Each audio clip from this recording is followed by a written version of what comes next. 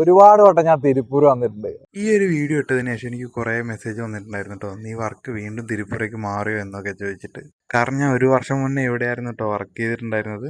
നമ്മളൊരു startup business തുടങ്ങിയിട്ടുണ്ട് കേട്ടോ, ചെറിയൊരു ഓൺലൈൻ സ്റ്റോർ. നമ്മുടെ സ്റ്റോറിൻ്റെ പേര് സെറ്റ് ലൂപ്സ് എന്നാണ് കേട്ടോ. ഇവിടുന്ന് പിന്നെ ഞാൻ വർക്ക് ചെയ്ത കമ്പനിയിലേക്ക് പോയിട്ടോ. തിരുപ്പൂരിൽ പൂണ്ടി എന്ന് പറഞ്ഞ സ്ഥലത്താണ് കേട്ടോ നമ്മുടെ ഓഫീസുള്ളത്.